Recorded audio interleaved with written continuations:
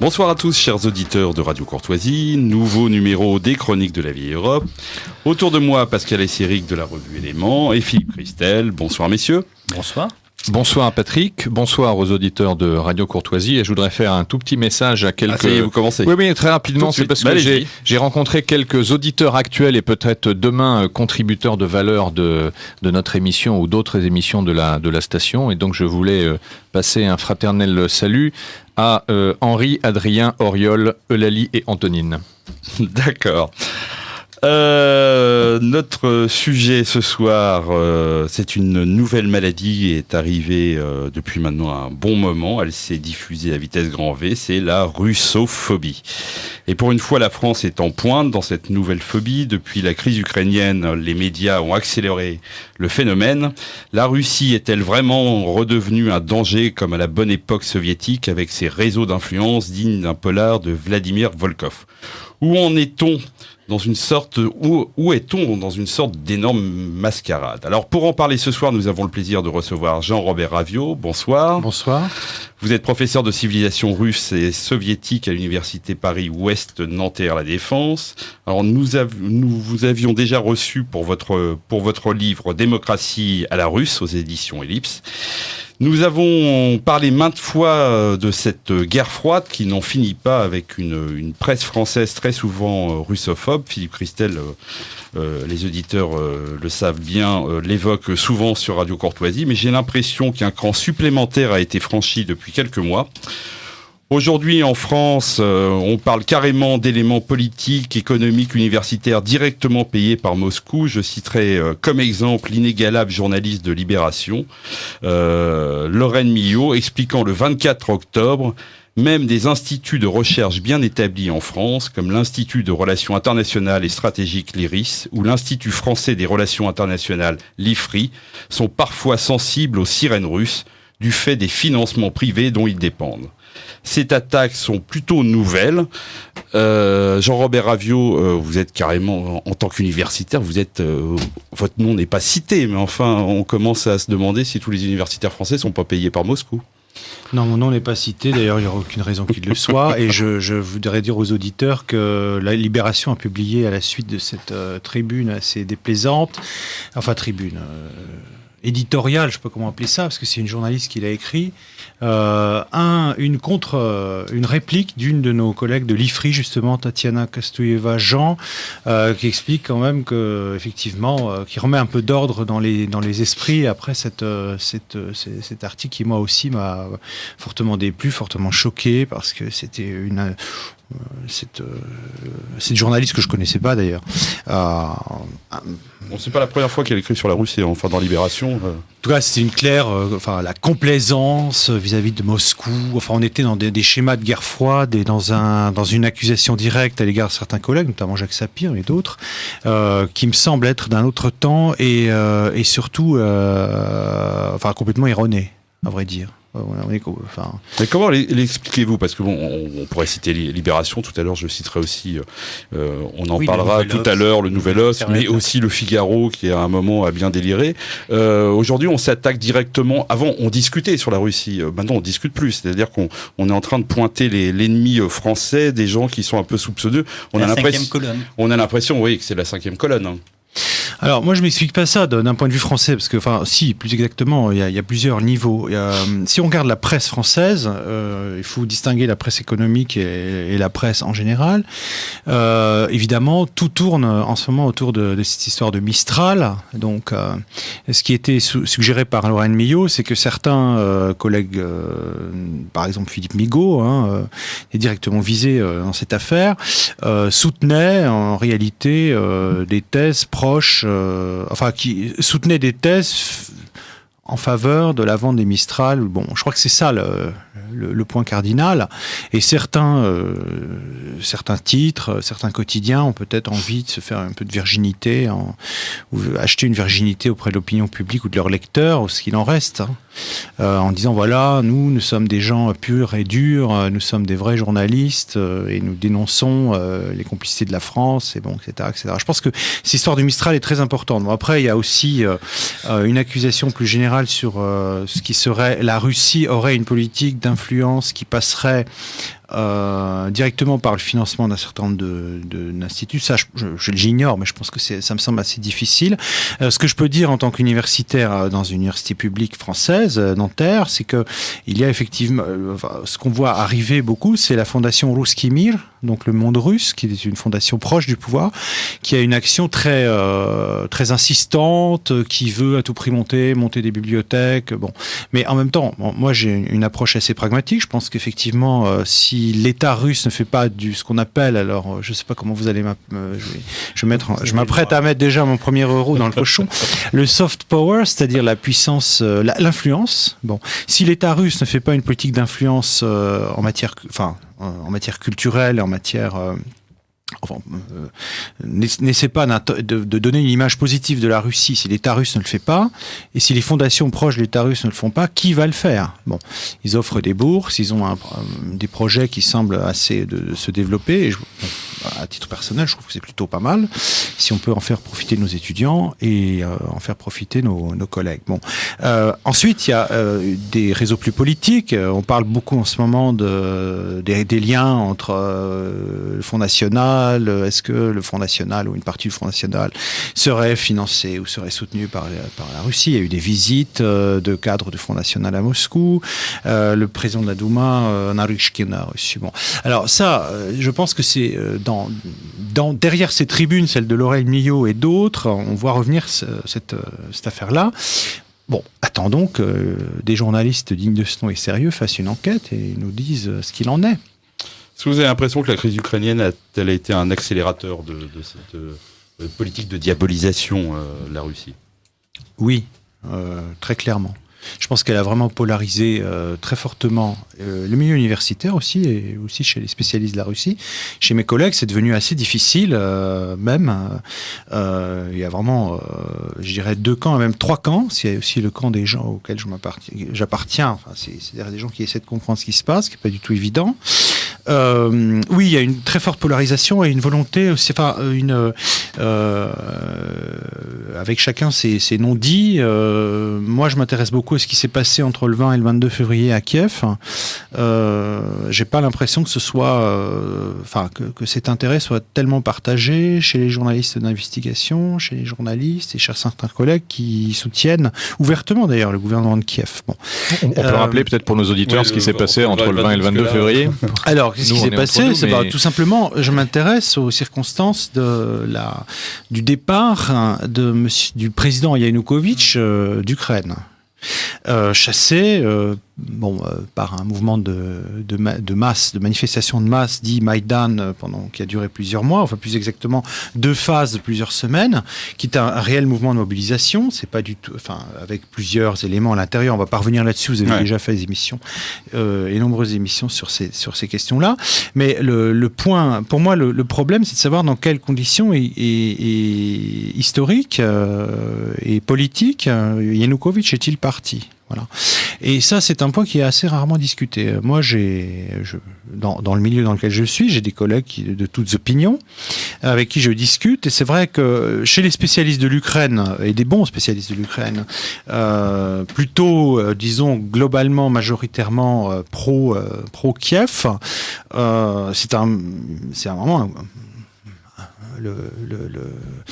le point difficile, c'est-à-dire est-ce que c'est une révolution qui a mené au départ d'un président qui est devenu illégitime, ou est-ce que c'est un coup d'État? Et si c'est un coup d'État, comment est-ce qu'il a été mené? Quelles sont les forces derrière, etc., etc. Et si il y a un certain nombre de questions qu'il est devenu difficile de poser. Bon. Maintenant, c'est vrai que de l'autre côté aussi, il y a une propagande russe et un regard russe officiel sur le mouvement de Maïdan qui n'est pas non plus... il y a une polarisation des opinions qui rend difficile le débat. Et je pense que ça a été transcrit en France, plus qu'ailleurs. D'ailleurs, ce que je voudrais dire, c'est qu'en France, il y a un blocage total du débat, notamment dans la presse, débat public, ce qui n'est pas le cas aux États-Unis, en Angleterre. Si on lit la presse américaine ou britannique, on a quand même une très très large pléiade d'opinions ou de points de vue qu'on ne trouve pas dans la presse française. La presse française est globalement, disons, la grande presse, on va dire la presse, les grands courants de la presse, les grands quotidiens, etc., sont clairement anti-russe et pro-ukrainien. Et cette russophobie, comme vous avez dit, je ne sais pas si c'est une russophobie, mais une kremlinophobie ou une poutinophobie, plus que russophobie, c'est cristallisé avec l'affaire ukrainienne, je pense. Oui, parce qu'on l'a bien vu, par exemple, dans cette histoire, pendant quasiment un mois, où on a parlé, on l'avait reçu ici, Alexandre Douguine, où des gens comme Bernard-Henri Lévy ont fait croire que Alexandre Douguine était quasiment le conseiller du président russe. Il n'y a pas un seul spécialiste de la Russie qui connaissait Alexandre Douguine comme et on s'aperçoit que toute la presse, le Nouvel Observateur, tout le monde a fait des portraits. Alors c'est l'avantage d'Alexandre Douguine, c'est qu'il ressemble un peu à Raspoutine, donc tout de suite ça parle aux gens. On a fait des articles entiers sur cet intellectuel russe qui n'a jamais eu d'influence au niveau du pouvoir auprès de Poutine. Qui n'a jamais eu d'influence directe, c'est-à-dire, je pense qu'il n'a jamais d'abord été conseiller, il n'a jamais eu un bureau lui, il le revendique même pas. Il ne le revendique pas. Il revendique avoir une certaine influence. Il a écrit un livre dans lequel effectivement, il prend parti en soutenant Poutine, tout en le critiquant d'ailleurs aussi à certains égards. Mais effectivement, ça m'a beaucoup frappé. C'est-à-dire comment on peut partir là-dessus. Je pense qu'il y a un phénomène idéologique très fort, c'est-à-dire on a besoin de diaboliser ce pouvoir russe qui n'aurait pas besoin de ça pour être diabolisé. Je veux dire, comme n'importe quel pouvoir en action. Aucun pouvoir en action, même le plus démocratique du monde, ne peut échapper à une critique. Il y a toujours une face sombre dans le pouvoir, et je pense que c'est le drame de certains intellectuels aujourd'hui, c'est d'ignorer ça, ou de vouloir croire qu'on peut avoir un pouvoir sans face sombre. C'est pas possible. Et effectivement, comme vous dites, Raspoutine, Douguine ressemble à Raspoutine. Il y a un côté un peu illuminé aussi. Alors on le présente comme un eurasiste orthodoxe. Bon, moi, j'ai toujours pas compris ce que c'était vraiment qu'un eurasiste orthodoxe. Je sais ce que c'est qu'un eurasiste, je sais ce que c'est qu'un orthodoxe, mais les deux ensemble me semblent assez difficiles à mettre en place. Mais tout ça, ça fait, disons, une image de méchant, méchant et mystérieux. Il faut que la Russie soit mystérieuse, il faut qu'elle soit un peu troublante, un peu sanglante aussi. Je pense que en France, comme en Angleterre, aux États-Unis, etc., et même en Allemagne, on vit sur des mythes beaucoup de la Russie. On ne sort pas du marquis de Custine, quoi. Disons que oui, il y a une certaine continuité entre le marquis de Custine, entre une certaine vision anglaise de la Russie à la fin du 19e, dont on parlait tout à l'heure entre nous, et puis bien sûr l'Union soviétique, etc., etc. Il y a une mythologie de la Russie qu'il est assez facile d'entretenir, à vrai dire. Philippe Christel. Oui, je pense que, à l'évidence, la crise ukrainienne révèle une radicalisation des rapports entre l'Ouest et la Russie. On le sait, ça fait quasiment depuis la volonté de la Russie, avec l'arrivée de Poutine, avec sa verticalisation des pouvoirs, avec la volonté de la Russie d'échapper au carnage des années FMI et de reconstruire une souveraineté, de ce moment-là date une opposition avec, on va dire, le camp atlantiste qui, on va pas refaire l'histoire et nos auditeurs nous suivent suffisamment pour le savoir, ce camp atlantiste n'a qu'une seule hantise s'agissant du théâtre européen au sens large, c'est cette alliance, sous quelque forme que ce soit, entre l'Europe et la Russie. Ce que l'on sait, c'est que la nouveauté, c'était le discours de Prague de Barack Obama, que nous avons abondamment commenté sur cette antenne, c'est que les États-Unis ont de moins en moins la capacité à être présents sur toutes les zones de tension entre leur aire d'influence et leurs concurrents potentiels. Et à l'évidence, il déséquipe progressivement le front européen, vais-je dire, pour se concentrer sur le front pacifique. Et on a comme l'impression que l'affaire ukrainienne est utilisée pour créer la plaie la plus béante possible et un écart le plus vif possible entre les Européens et les Russes, de manière à dire, comme je ne peux pas continuer à instrumentaliser les choses, je pars en laissant une cicatrice la plus violente possible, et au moins c'est toujours ça, le temps que ça prendra avant de se recoudre, le temps pour moi de continuer à sauver mes intérêts de l'autre côté. Et je voudrais prendre un certain nombre d'exemples qui témoignent de cette volonté de créer cette fracture, avant même de l'entretenir. C'est que sur l'affaire ukrainienne, le camp atlantiste, donc très clairement aiguillonné par les Américains, a fait le choix de manière politique, économique, diplomatique, de ne laisser aucune alternative à la discussion. La première chose, c'est l'acte politique majeur, celui dont nous venons de parler à l'instant, c'est la reconnaissance par les diplomaties occidentales du pouvoir post-Maïdan, donc du pouvoir qui sort des événements de février. Et c'est donc une décision qui, en droit international, est quelque chose est un ovni, est inexistant, qui est même une faute, qui consiste à reconnaître quasiment à la fin des événements un pouvoir qui vient simplement par les armes de chasser un pouvoir élu par les urnes. Première chose. Deuxième élément, c'est la politique des sanctions. La politique des sanctions est systématiquement instrumentalisée à chaque fois qu'on dit que la Russie fait un pas en arrière, n'est jamais assouplie dès lors que la Russie fait un pas en avant, n'est jamais assouplie dès lors que la Russie fait un pas en arrière. Cette politique des sanctions, elle a pour bénéfice à court terme de ruiner des liens économiques forts qui existent entre les pays d'Europe de l'Ouest et la Russie, que ce soit sur le terrain agricole, que ce soit sur le financement du pétrole et des compagnies qui sont au sens large dans le pétrolier. La cerise sur le gâteau étant bien évidemment l'opération Mistral. Si en plus on pouvait décrédibiliser la parole de la France, qui est le seul constructeur de matériel militaire à fort enjeu concurrent des arsenaux militaires anglais ou américains, ce serait évidemment la cerise sur le gâteau. Mais donc à l'évidence là, il y a toute une politique de sanctions qui sont prises pour faire mal autant à l'un qu'à l'autre, et à chaque pas en avant ou décrit comme tel de la Russie, ces sanctions sont maintenues. Je prendrai pour exemple les fameux accords de Minsk, où on part du principe que ça y est, on s'est mis d'accord, il va y avoir des nouvelles élections, etc. On est content que la Russie ait signé, tout ceci s'apaise, il y a moins de conflits, etc. Et en fait, la Russie ne retrouve aucun bénéfice d'avoir signé ces accords, ce qui explique probablement ce qui est en train de s'articuler là maintenant sur les zones de l'Ukraine. Le troisième élément, et il est diplomatique, c'est que à l'évidence, il n'y a jamais... Qu'est-ce que c'est que la diplomatie ? La diplomatie, c'est faire exister un rapport de force et un déséquilibre qui permet d'arriver à une situation meilleure en montrant à l'un et à l'autre, à celui avec lequel vous discutez, ce qu'il peut gagner à discuter avec vous. Quelles sont les offres ? Quelles sont les ouvertures ? Qu'est-ce qu'il y a à gagner ? Rien. Et donc, on place la Russie dans une situation à soit céder et montrer en fait qu'elle perd le bras de fer face à ses contempteurs, soit à s'enfoncer dans sa politique décrite comme impérialiste, violente, tout ce que vous voulez. Et donc, il n'est, à mon sens, pas totalement absurde qu'effectivement, le volet médiatique de l'affaire vienne couronner le dispositif. Et comme on est dans une logique où on n'est pas dans une construction d'amis d'ennemis, mais qu'il faut très vite que les bons et les méchants soient connus, que les camps soient connus pour qu'on puisse les opposer et les maintenir, voilà pourquoi je pense qu'on a ce niveau d'hystérisation avec la spécificité effectivement de la presse française qui par ailleurs doit gérer la complexité FN à 30%, soit dit en passant, pas totalement surprenant qu'un État qui essaye de comprendre la politique de ses principaux partenaires s'intéresse à un parti qui fait 25%, qui est dans une croissance folle et qui pourrait prétendre au pouvoir demain, puisque les sondages du 10 pays le disent eux-mêmes.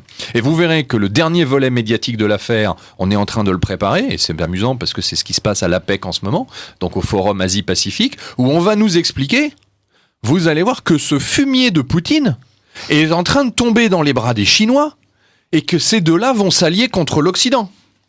Figaro d'hier, Xi Jinping et Poutine unis dans leur rejet de l'Occident.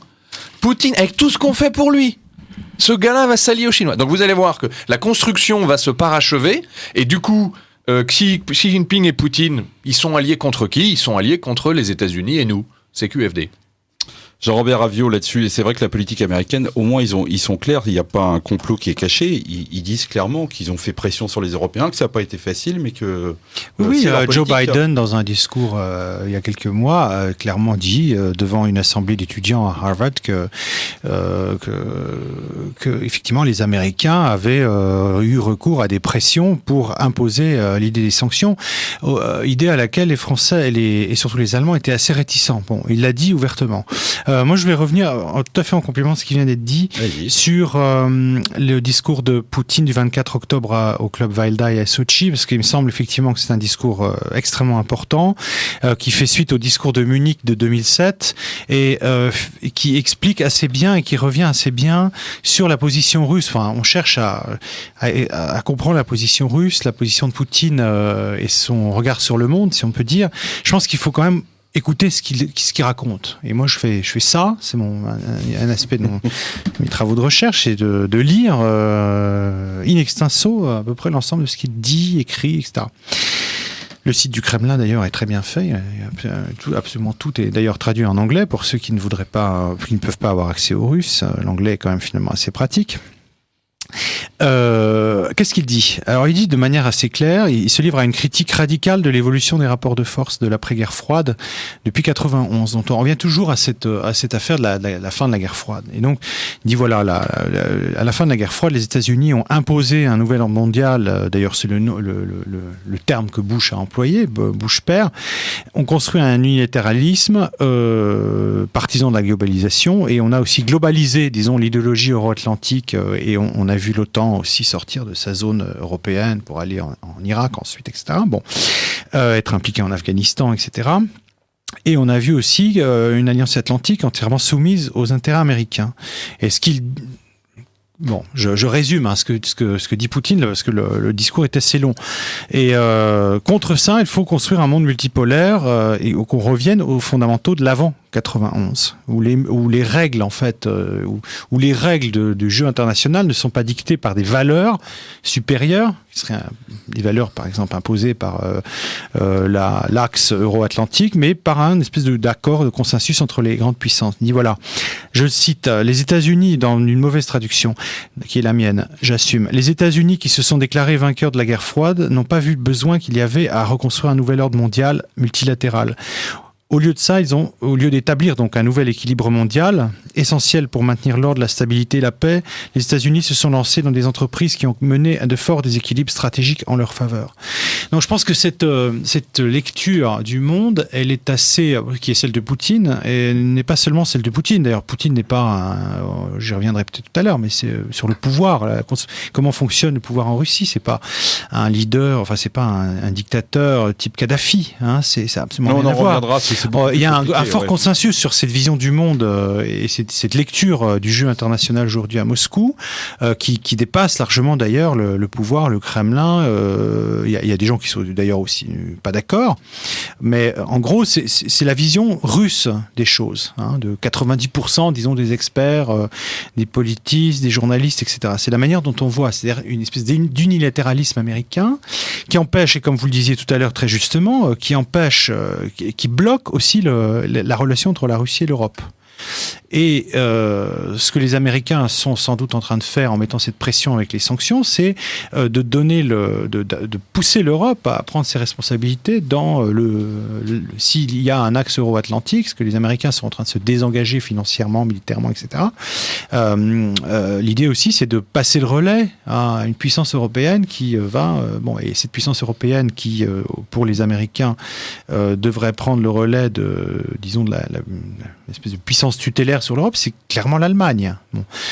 Encore, discours officiel, Madame Merkel qui a dit au mois de mars, après l'annexion de la Crimée, elle a dit, voilà, dans une conversation avec Barack Obama, les dirigeants russes, Vladimir Poutine ou les dirigeants russes ont perdu tout contact avec la réalité et qui sont dans un autre monde.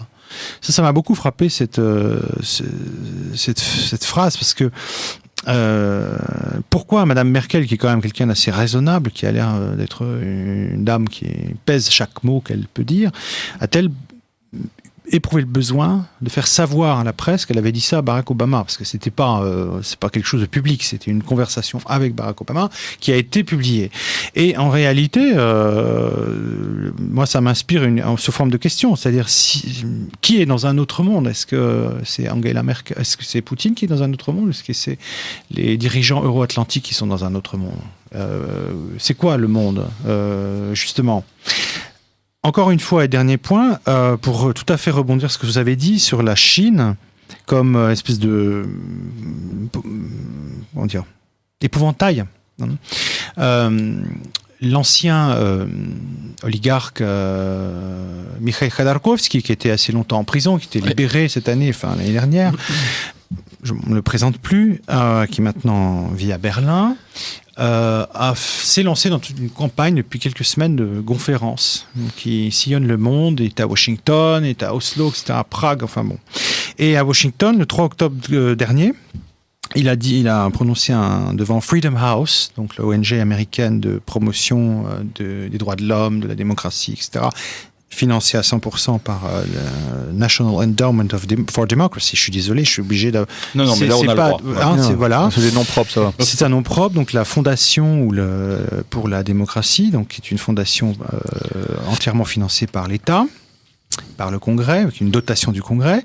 Il s'est lancé dans tout un discours sur la dictature en Russie, Mais ce qui m'a beaucoup frappé, il y a tout un discours géopolitique maintenant. Il est développé par Khodorkovsky, repris par pas mal de libéraux russes, entre guillemets, dont Nemtsov, par exemple, qui dit il est impératif de se débarrasser de cette clique qui est au pouvoir, qui est totalement illégitime, qui bloque l'alternance au pouvoir, qui bloque l'émergence d'une opposition, qui est corrompue, etc. Je reviendrai là-dessus.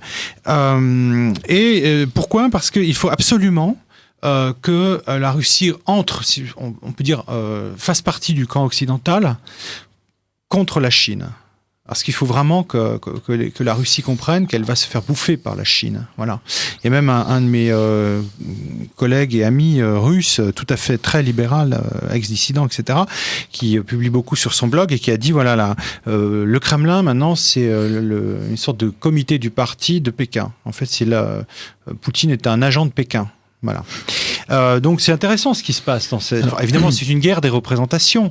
Non, mais c'est intéressant. On est en plein dedans. C'est même puissamment savoureux parce que si on fait un peu d'histoire, je rappelle que pourquoi Mikhail Khodorkovsky s'est fait mettre la main au collet par le Kremlin à l'époque où il était tout puissant patron de Yukos. C'est quand il a décidé seul et sans l'avis du Kremlin de construire les bases d'un oléoduc vers la Chine. Ce qui est assez drôle, pour des raisons bassement et vilement commerciales, qui était de dire, moi, j'exporterai mon pétrole tout seul, comme je veux, comme un grand, vers la Chine, et que c'est à ce moment-là qu'il a été... Bon, ça, mais je ferme la parenthèse, ça ne fait que remettre en valeur la pusillanimité, voire l'hypocrisie totale du personnage. Ce qui est certain, c'est que... les 15 dernières années, les 15 années qui viennent de s'écouler, on pourrait, tous les 6 mois, trouver un exemple de choix de politique vers l'Est que Vladimir Poutine n'a pas fait. Et que ça fait 15 ans que Vladimir Poutine continue, contre vents et marées, à chercher cet amour avec l'Europe occidentale, continentale, amour qui lui est refusé, avec en prime toutes les humiliations d'usage. Qu'aujourd'hui, à tel point que mon sentiment est même que, il me semble que Vladimir Poutine va de manière très prudente dans ses relations avec la Chine, et même quand il s'adresse à la dimension asiatique de sa politique, il prend soin d'équilibrer une partie de ses efforts entre Chine et Japon notamment. Donc, décrire Poutine comme étant le jouet de Pékin me paraît être particulièrement fallacieux. Sous la boutade, vous avez vu l'opération de ce qu'on appelle le Code Gate, là, le sommet de la PEC, avec cette histoire de manteau mis par Vladimir Poutine sur les épaules de la première dame chinoise, et qui déchaîne la fureur des internautes chinois, allant jusqu'à déclencher la censure sous prétexte que la Russie voudrait mettre la main sur la Chine, etc. Donc là, Poutine, homme de Pékin, peut-être dans le cerveau malade et corrompu de Khodorkovsky, c'est possible. Ailleurs, pour l'instant, il va falloir un peu documenter la thèse, me semble-t-il. Alors vous êtes sur Radio Courtoisie et nous sommes actuellement avec Jean-Robert Ravio et nous voyons cette nouvelle russophobie qui est arrivée dans notre presse.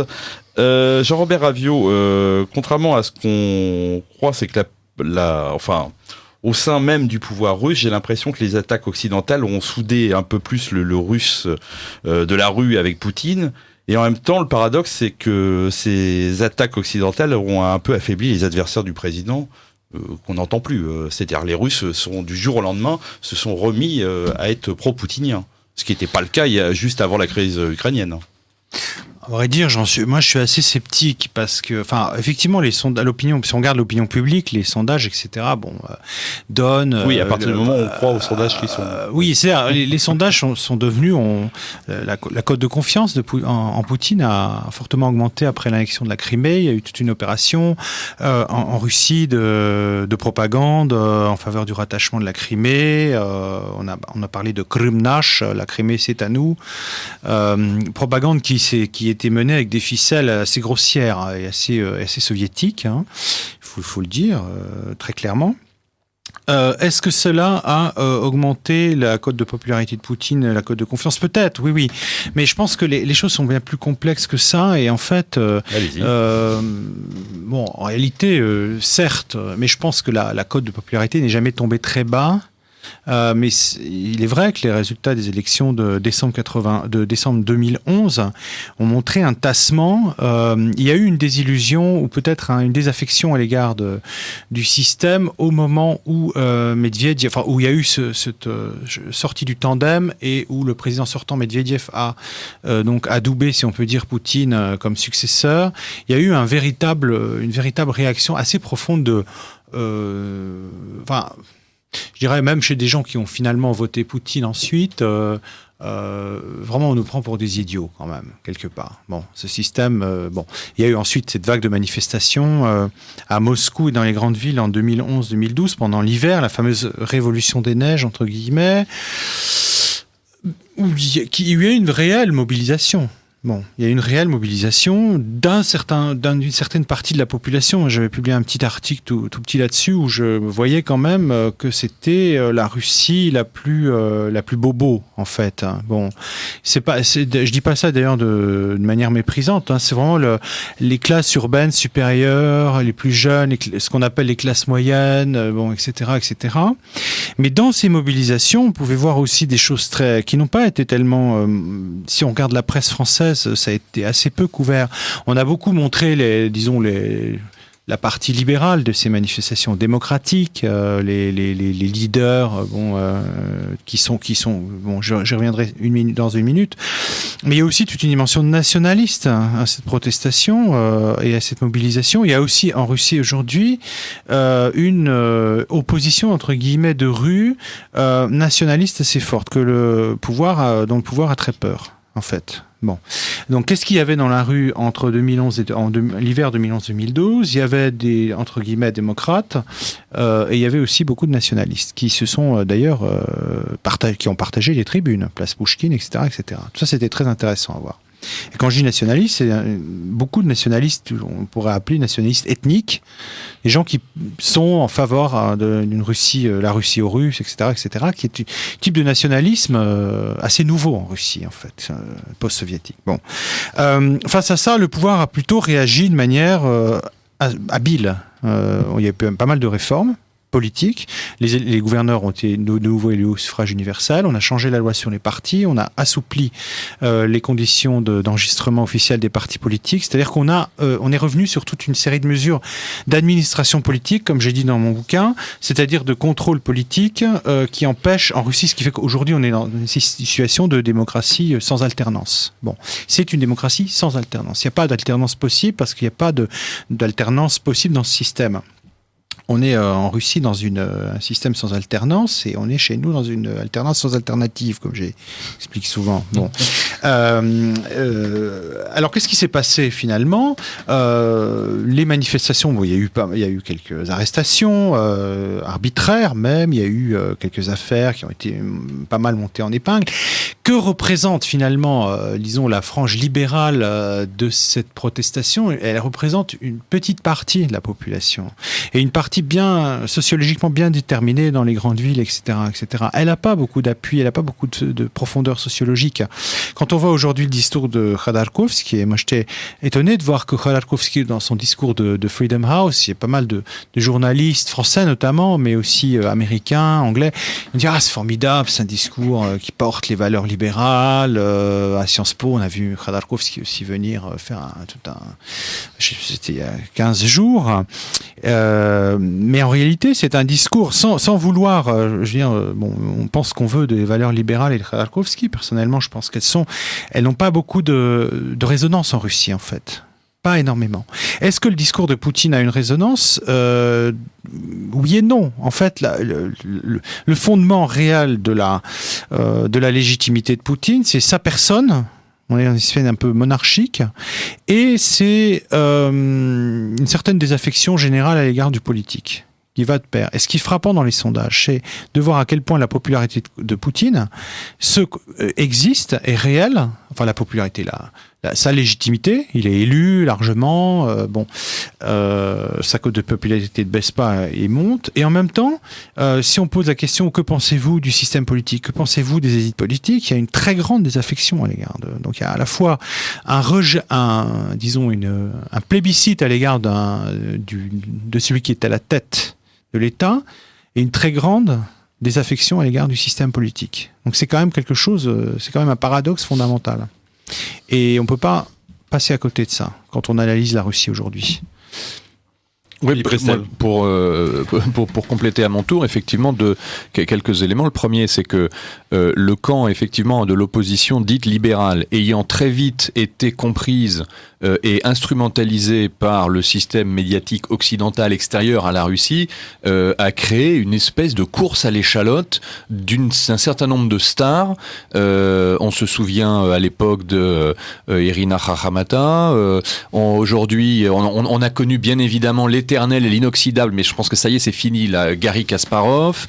On a eu Nemtsov, et donc on a eu toute une série de concurrents qui d'ailleurs au moment des élections n'ont même pas été capables de fournir des candidatures communes. Enfin bref, le camp libéral anti-Poutine ne s'est pas aidé. Ça, c'est la première chose. Deuxièmement, c'est qu'effectivement, il y a un mixte entre le désintérêt et la détestation de ces populations-là. C'est le syndrome Gorbatchev. Le Gorbatchev qui a été, depuis des lustres, adulé par toutes les chancelleries occidentales et adulé par toutes les salles de presse occidentales parce que c'était lui qui avait quand même dit « c'est bon, j'arrête, c'est vous qui avez gagné », et ce qui lui a valu d'ailleurs de juteux contrats publicitaires avec Louis Vuitton et autres. Et ce qui prouve d'ailleurs, parenthèse dans la parenthèse, que le climat d'hystérie médiatique anti-russe a franchi des seuils jusque-là inégalés, c'est que même Gorbatchev a dit « trop, c'est trop ». Et je voudrais vous faire partager ce que très peu de journaux français, en tout cas dans leur intégralité, ont relevé. C'est que, vous savez qu'on a fêté il y a 2 jours les 25 ans du mur de Berlin. C'est autre tragédie, et il y aurait beaucoup à dire sur ces pauvres Allemands à qui on reproche aujourd'hui beaucoup de choses, mais on n'a jamais quand même que le résultat de ce qu'on leur a infligé. Enfin, passons. Et donc, ils ont interviewé un certain nombre de grandes vedettes, et notamment Gorbatchev. Et Gorbatchev a quand même, dans son discours, prévenu tout le monde. Alors, ça a acheté un peu un froid. C'était un peu un froid dans la fête. Il a dit « Le monde est au bord d'une nouvelle guerre froide. L'euphorie et le triomphalisme sont montés à la tête des dirigeants occidentaux.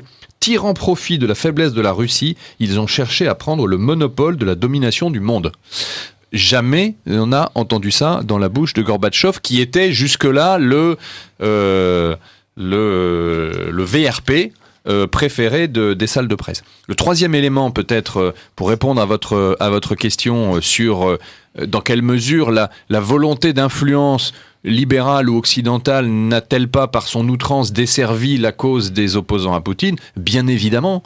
Et que si l'opposition à Poutine s'était jouée sur éventuellement les droits de l'homme, la lutte contre la corruption, davantage de libertés individuelles, pourquoi pas ? Mais quand vous avez ajouté à ça le délire lié aux questions, alors je ne sais plus si c'est homophile, homophobe, enfin avec l'histoire des gays à Sotchi, que vous avez fait un ramdam pas possible autour de la scandaleuse exhibition des Pussy Riot et enfin dont on se rappelle qu'elles ont délibérément outragé une cérémonie religieuse dans une grande cathédrale de Moscou.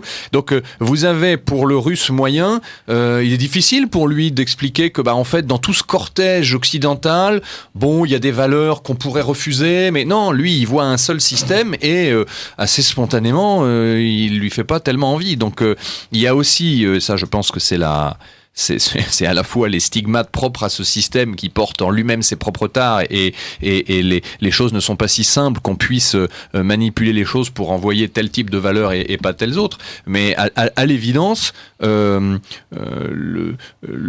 système Poutine bénéficie du fait que, son opposition est fragmentée entre des sous-vedettes qui se volent les 3 minutes de célébrité.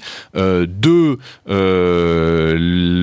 la voix hostile à Poutine porte un certain nombre de messages qui sont juste insupportables et inaudibles pour le Russe de la rue.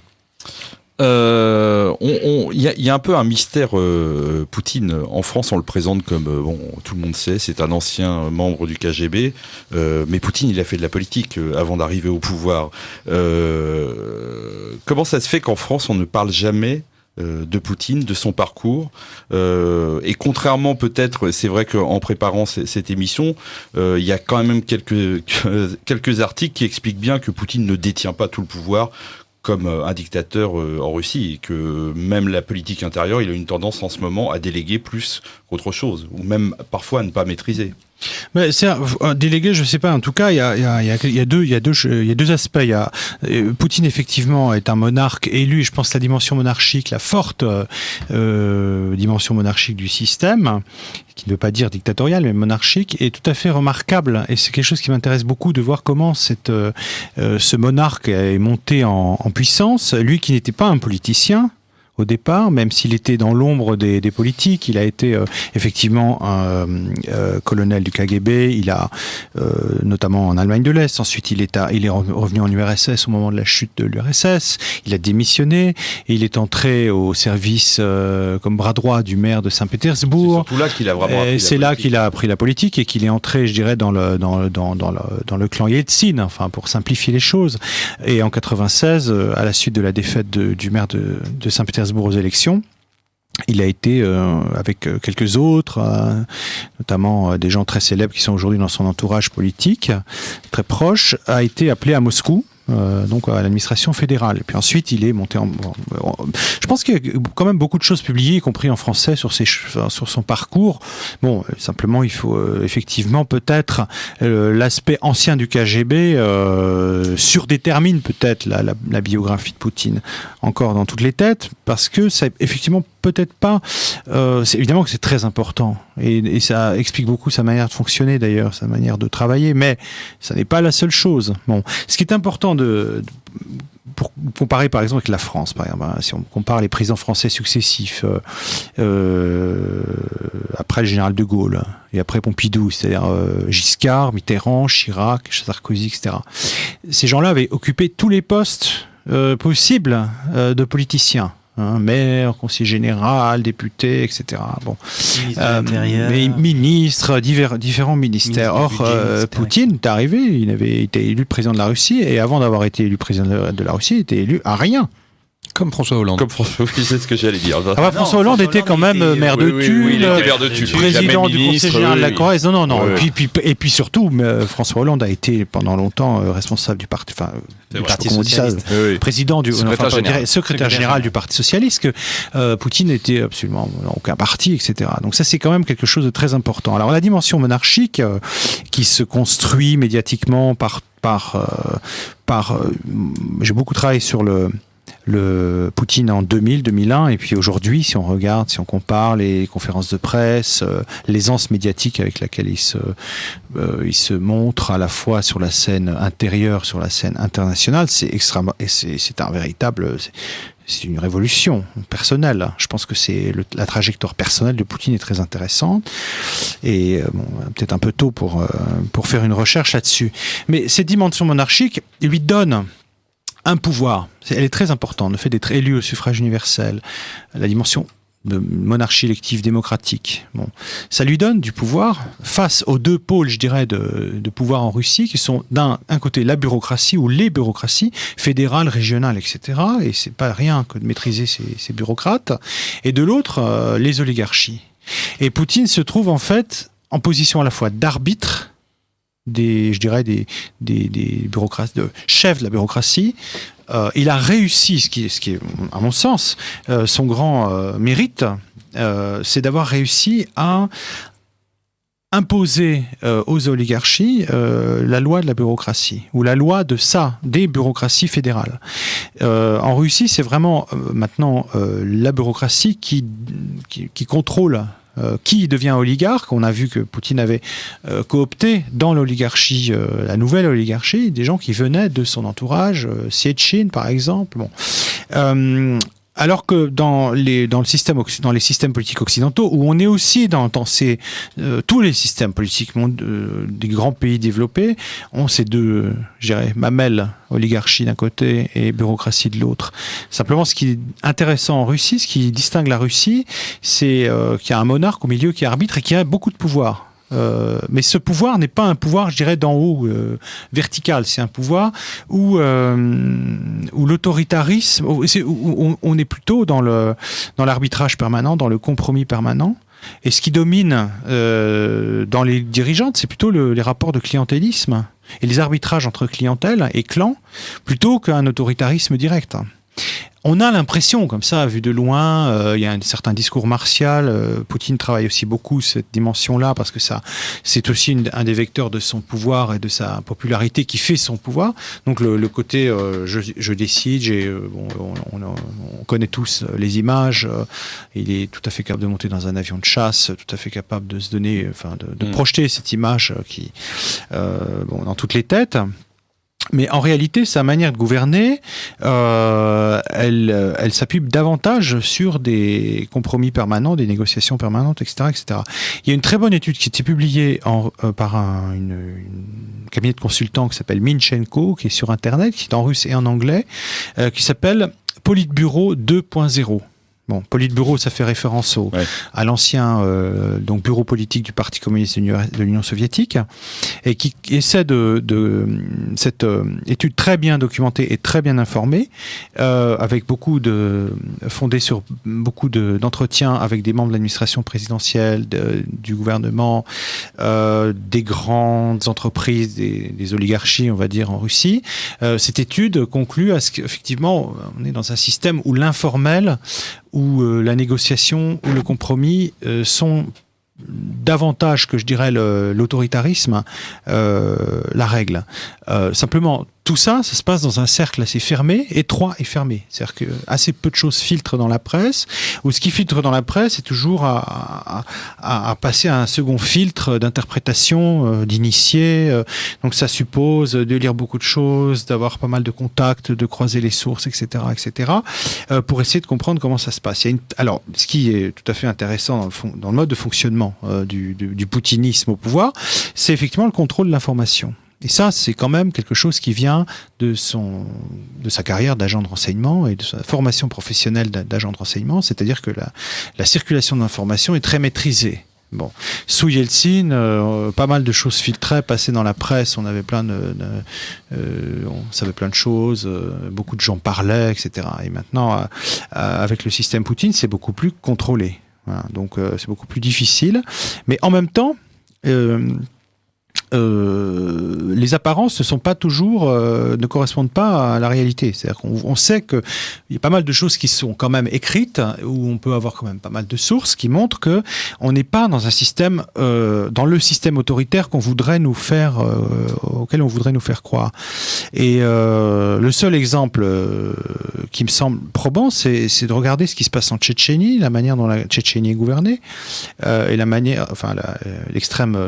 l'autoritarisme en Tchétchénie, clientélisme, les violations des droits de l'homme du système Kadyrov, etc. Enfin là, on est quand même dans une véritable dictature d'un clan avec des gens qui ont peur, qui se cachent, qui demandent l'asile politique en France, etc. Et c'est pas du pipeau.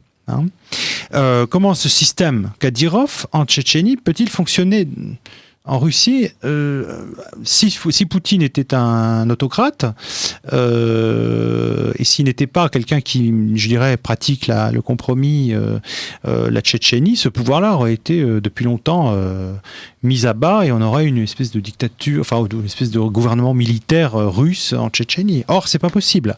Donc on voit bien que le système Poutine, c'est un système qui n'est pas un système d'autoritarisme pur et dur. C'est beaucoup plus complexe que ça. Et beaucoup plus intéressant que ça, en fait. Vous êtes sur Radio Courtoisie et on reçoit Jean-Robert Raviot sur l'actualité russe. Juste là-dessus, dans votre livre, vous dites que la Constitution, alors on sait que la Constitution change régulièrement, mais la Constitution a été très influencée par la Constitution française. Pardon Patrick, la Constitution russe, il faudrait regarder, je pense qu'elle a moins changé que la Constitution française depuis 10 ans. Là, hein. Ça se J'aimerais bien qu'on fasse le compte, mais pas forcément pour les mêmes motifs et pour des questions à 3,50 francs, mais attention quand on parle de... Le sujet numéro 1 de Poutine depuis qu'il est au pouvoir, et il l'a dit et il l'a écrit, et je soutiens Jean-Robert Raviot là-dessus, c'est sa volonté de redonner de la prévisibilité. C'est un de ses maîtres mots. C'est qu'il considère que dans le concert des nations, il n'y a de sérieux qu'à partir du moment où il y a prévisibilité. Et quand on parlait du discours de Valdai, du discours de Munich, qui sont des discours où à chaque fois en Occident on dit « Oh là là, il pense tout ça, c'est horrible !» Oui, peut-être, mais enfin n'empêche qu'il le dit. Et donc évidemment que les électeurs russes ont pu être considérés que le tour de passe-passe était un peu visible entre Medvedev et Poutine. Enfin, tout le monde, y compris et surtout en Occident, nous a expliqué que Poutine allait faire un truc là. Jamais il laisserait Medvedev être président pendant 4 ans pour s'effacer. Et puis alors après, on nous dit bah si, il l'a fait. Alors après, il reprend à la régulière. À la légale en tout cas. Et donc, vous voyez, il a toujours tort de toute façon. Mais attention, il y a, on peut reprocher plein de choses, mais il y a une logique de prévisibilité et de relative transparence contrôlée, mais transparence dans les grands choix structurants de la politique russe. Mais pardon, je vous rends la main. Non, c'était juste pour vous expliquer qu'ils avaient été très influencés par la Constitution française. Et en fait, on pourrait, c'est vrai que le faire le décalage. L'époque gaullienne a été un peu dans ce système-là, avec un contrôle de l'information que De Gaulle savait maintenir au niveau, par exemple, de la télévision. Alors ça ferait plaisir sans doute, non peut-être pas à Poutine directement, mais à ceux qui sont chargés de sa communication, on va dire ça comme ça, de cette comparaison avec le gaullisme, parce que c'est quelque chose qui revenait très souvent dans la légitimation du système Poutine dans les années 2000, la fondation de son parti, enfin du parti pro-présidentiel Russie Unie, tout ça. Peut-être il y a des choses à comparer. Je pense que oui, mais je suis un grand lecteur de Alain Perfit bon, on n'a pas l'équivalent pour Poutine. On n'a pas encore un ministre qui publie. On attend ça. Moi, j'aimerais beaucoup ça. Il faudra attendre encore 20 ans, je pense. Voilà. Je note qu'il y a simplement deux. On en discutait. Il y a 2 biographies, en français disponibles. L'une de Fedorovski, l'autre qui vient de paraître de Frédéric Pons. Qui est connu des auditeurs de Radio Courtoisie, puisqu'il est journaliste à l'heure actuelle. C'est à peu près tout, me semble-t-il, à moins que c'est à peu près tout ce qu'on a sur Vladimir Poutine, en tout cas disponible en français. Donc effectivement, on peut peut-être la citer, donc cette biographie de Frédéric Pons qui s'appelle tout simplement Poutine, aux éditions Kalman-Levy. Peut-être d'autres observations sur Poutine et un point commun supplémentaire avec le gaullisme. La première chose, c'est que ce que je voudrais partager avec vous, mais également avec nos auditeurs, c'est que bien évidemment, tous ceux qui ont connu les grandes heures de la guerre froide ont eu raison de frissonner à l'énoncé du mot KGB. Mais quand on regarde quelle était la réalité du poids du KGB dans l'appareil d'État, y compris dans sa capacité à s'intéresser à des domaines entiers de la vie économique, de la vie sociale, culturelle, etc. du pays, aujourd'hui, à l'époque, un fonctionnaire russe qui passait par le KGB, je pense que vu de Sirius, ça doit être à peu près la même chose qu'un fonctionnaire de la Ve République qui sort de l'ENA. C'est-à-dire qu'il y a à un moment donné, dans les grandes matrices fondatrices d'une élite administrative d'un pays, je pense que que le KGB correspond à peu près à l'ENA. Me faites pas dire ce que j'ai pas dit. C'est-à-dire que j'aimerais bien que moi les énarques soient un peu plus virils aussi virils que les KGBistes, mais bon, ça c'est un autre sujet. Si on ouvre celui de la virilité des énarques, on n'a pas fini d'y passer un certain temps.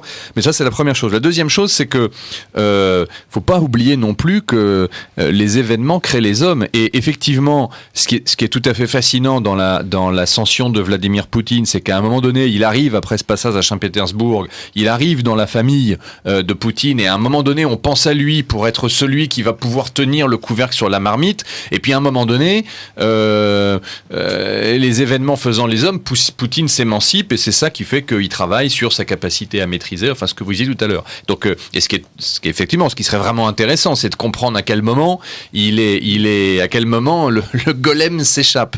Et pourquoi je fais un lien avec De Gaulle. Enfin, n'oublions pas que en mai 1940, le général De Gaulle est un général de brigade à titre temporaire dans l'armée française. Des généraux, il faut dire qu'il y en a un certain nombre, il y en avait presque plus que de charme. Enfin bon, qu'il a bien quelques thèses sur l'arme blindée cavalerie, mais c'est plus ou moins des choses qu'il a reprises ailleurs. Et la seule fois où on lui demande de faire ses preuves à Abbeville avec sa division cuirassée, le résultat est loin d'être honorable, même si aujourd'hui la géographie gaulliste vous présente ça comme une espèce d'Austerlitz avant la lettre dans la plaine picarde.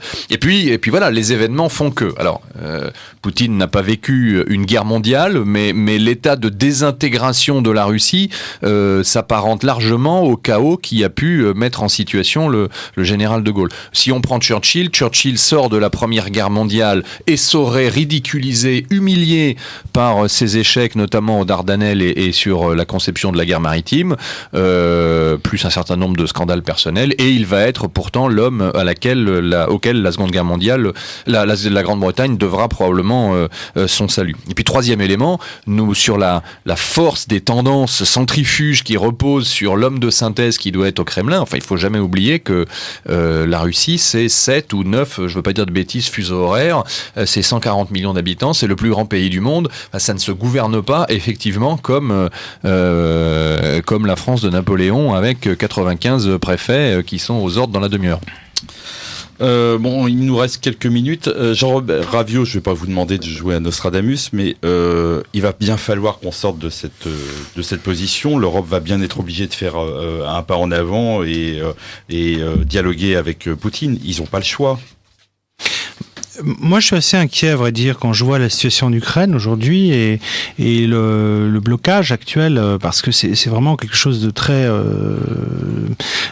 préoccupant de voir de part et d'autre d'ailleurs. Je pense qu'aussi côté russe, on est dans cette situation. Où on se perçoit comme en situation de défense, mais quand même en soutien à une insurrection armée à côté, quoi qu'on dise. Et de l'autre côté, on est vraiment dans une fuite en avant, je dirais, de soutien d'un pouvoir à Kiev qui me semble extrêmement compliqué à justifier, qui a assez peu d'avenir, à vrai dire. On est, je dirais, d'un côté comme de l'autre, mais surtout du côté occidental, dans une situation d'aveuglement terrible. Et cet aveuglement, si c'était que la presse et les médias, ce serait pas tellement grave. Oui. Et il me semble être à l'écoute des discours politiques, et à commencer par le premier d'entre eux, c'est américain. Enfin, on est dans monde euro-atlantique, la capitale c'est Washington, c'est pas le discours de François Hollande qui importe, c'est celui d'Obama et surtout autour de lui, ou le discours de l'Allemagne. Il me semble qu'effectivement il y a une véritable, on croit à ce qu'on dit, et ce qu'on dit me semble totalement à côté de la plaque pour ce qui est de la situation ukrainienne. À Moscou, on est dans un double discours très clair, très classique. Nous ne soutenons pas, nous n'intervenons pas en Ukraine, mais nous l'intervenons quand même, etc. Mais on y trouve quand même nos armes. Enfin bref, tout ça c'est extrêmement classique. Moi je suis très très pessimiste, je vous l'avoue, et très inquiet pour oui, on est dans un... Je suis au moins aussi inquiet que Gorbatchev. Pourtant, vous voyez un isolement. Je ne suis pas Gorbatchev. Une décision des Américains vraiment d'isoler les Russes. Non, je ne crois pas. Je pense que moi, je vois pas du tout de complot d'aucune sorte. Je vois des gens qui sont extrêmement convaincus de la vérité de ce qu'ils disent, ce qu'ils croient devoir décider du côté occidental. Et c'est ça, à la limite, qui me fait plus peur que si on était dans un complot avec des machinations, avec nous allons soutenir pour faire avancer tel pion, tel pion. On est vraiment dans un discours très premier degré qui J'entendais l'autre jour le secrétaire d'État Kerry dans une conférence de presse tenir un discours sur l'Ukraine qui me semblait être d'une certaine manière assez effrayant, c'est-à-dire on soutient, un journaliste d'ailleurs, je crois russe, posait une question en disant mais quand même, regardez ce qui se passe en Ukraine, regardez la situation politique, on peut pas dire qu'il y a une véritable unité de l'équipe en place, Poroshenko, Yatsenyuk, est-ce que c'est durable? Et puis il y a cette pression nationaliste ukrainienne qui est très forte, qui est comment est-ce que les États-Unis pourront continuer à ignorer, disons, la situation interne en Ukraine? Et qui disait mais non, il y a pas de et la réponse de Kerry c'était non, l'Ukraine va très bien, il y a une démocratie, les gens ont été élus, il n'y a pas de problème. Et comment voyez-vous le fait que le gouvernement ukrainien bombarde l'est de l'Ukraine? Est-ce que vous pensez que la population est-ukrainienne va à terme, il n'y aura pas de répercussions sur, disons, la légitimité de Kiev dans cette région? Non, tout ça. Et donc cet aveuglement-là, moi, je trouve bien plus inquiétant qu'un complot éventuel. Et c'est un aveuglement et c'est une bêtise terrifiante, pour dire les mots de manière assez claire et peut-être un peu désagréable. Moi, je pense que moi aussi, je suis évidemment fortement inquiet, pas pour les Russes, je suis très inquiet pour nous, comme d'habitude, parce que nous sommes les dindons de la farce, et que aujourd'hui, ce qui est en train de se concrétiser, de s'aggraver, c'est un fossé majeur entre une Europe dite occidentale, dont les élites suivent le petit doigt sur la couture du pantalon, par intérêt, par habitude, par facilité, par renoncement, que sais-je, mais en tout cas c'est ce qu'elles font, qui suivent la voie américaine, petit 1, y compris d'ailleurs pour prendre des décisions qui sont à l'inverse de nos intérêts et qui sont même parfois surréalistes. J'ai rappelé de cette histoire de reconnaissance du pouvoir issu des émeutes de Maïdan, qui est quand même, en termes de droit international, qui est quand même quelque chose de très fort. J'ai parlé des sanctions, etc. Donc ça c'est la première chose.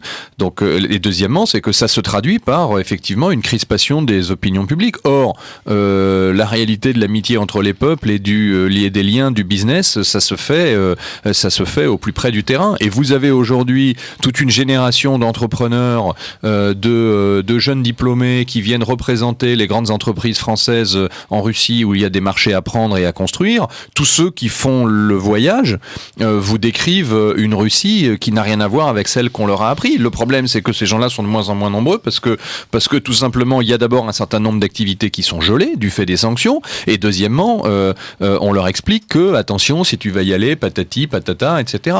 Songez que, je vous donner un exemple, l'affaire de la BNP.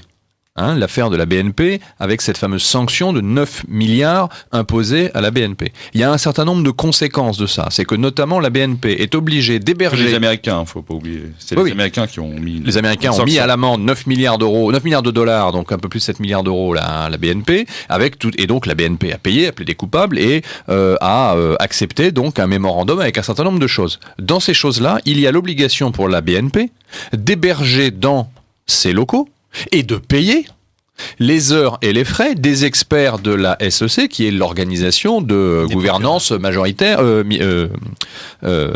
monétaire américaine. Et ces gens-là, aujourd'hui, qu'est-ce qu'ils font ?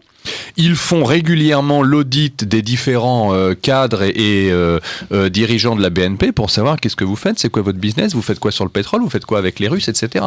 Donc la BNP, cette première banque française, est obligée dans ses bureaux de payer des types qui auditent ces gars d'élite sur les activités qu'en toute bonne foi ils veulent prendre. Enfin, le niveau de soumission auquel nous sommes arrivés est absolument total. Et donc, ce que je crains, c'est qu'effectivement que tout ça aggrave et entretiennent un fossé qui recule cette union dont nous avons tant besoin. Je ne suis pas si inquiet que ça pour les Russes, parce que les Russes vont continuer à la godille à avancer en fonction de ce jusqu'où ils croient qu'ils peuvent aller, d'autant plus qu'ils voient bien que les politiques des sanctions ayant déjà été très dures, un certain nombre de pays européens, notamment l'Autriche, la Hongrie, mais il y en a d'autres, n'ont pas envie d'aller plus loin. Or, les sanctions théoriquement se prennent à l'unanimité, et la Russie va probablement effectivement aller plus loin. Elle va aider les pro-russes d'Ukraine, pourquoi pas, à aller jusqu'à Mariupol et prendre le contrôle de ce port vital sur la mer Noire pour faire une espèce de corridor entre les régions de l'Est et la Crimée. Rien ne dit que ce ne soit pas ça qui se prépare. Vous avez vu que depuis quelques jours, c'est la Géorgie qui est maintenant en proie à une crise politique profonde, avec la plupart des ministres pro-occidentaux qui viennent d'être démissionnés ou de démissionner. Donc il n'est pas dit que la Russie n'ait pas envie de reprendre pied là où on a essayé de la contenir ou de la chasser. La seule nouvelle positive pour nous, me semble-t-il, c'est que cette politique soumet à forte tension l'Union européenne, qui est dans une situation de plus en plus critique et de plus en plus désespérée. On connaît la position anglaise, aggravée par l'hypothèse de la contribution. On connaît donc les oppositions des uns et des autres sur ces politiques de sanctions. On connaît surtout, encore plus récemment, la déstabilisation peut-être de la commission Juncker avec l'affaire luxembourgeoise. Bref, aujourd'hui, le vouloir vivre ensemble de l'Union européenne est de plus en plus sujette à caution. Ça peut être une bonne nouvelle pour que l'on rebatte un peu les cartes et qu'un certain nombre de nations qui ont une vision et qui ont des capacités puissent se sentir davantage émancipées dans leur capacité à regarder la Russie. Voilà, une note optimiste de la part de notre ami Philippe Christel.